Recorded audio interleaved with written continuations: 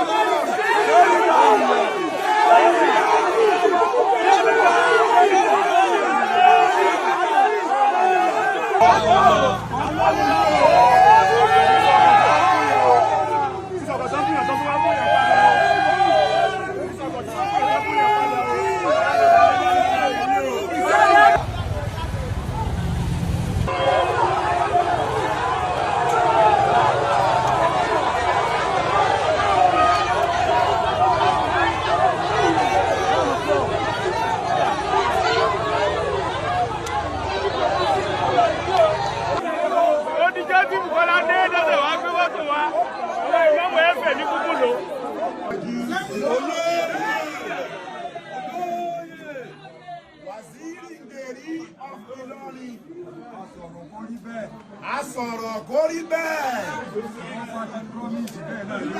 Wọ́n bá ti ṣàdéhùn bẹ́ẹ̀ náà ni wọ́n máa ṣe. Àwọn ni wọ́n rán àwọn bàbá wa wá. Èé mọ́tò táwọn ṣàdéhùn lánàá pé yóò dé lágbo kankan wọn á pìrìsẹ́ǹtì rẹ̀ lónìí. Mọ́tò náà ti dé báyìí.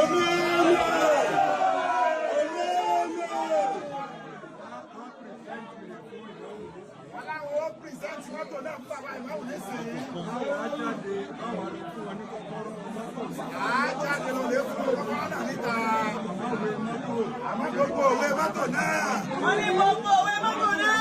Gbogbo òwe ni wọ́n gbé wáyìí. Gbogbo òwe mọ́tò yìí ni wọ́n gbé wáyìí. Ìwé mọ́tò ni wọ́n fi hàn wáyìí o. Ó ń ṣètò fún wọn o, kò sí ìlòkù o. Kò ń ṣe ìlòkù o.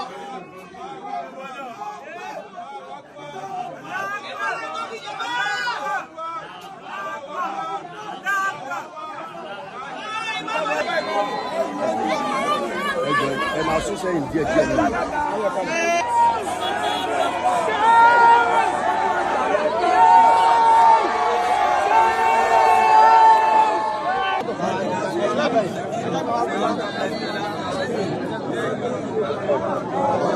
Báwo bíkà? Ìmọ̀ mú bẹ́ẹ̀ bá wọn sọ̀rọ̀.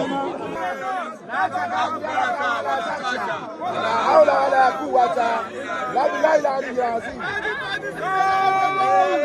Wọ́n ní bàbá wa Fáàdìmí ló ní láwàní eríire yìí. Ọ̀dọ̀ wọn ní gbogbo eríire yìí sì ti ń wá. Tí bàbá wa Wàsíìrì Ngèrí.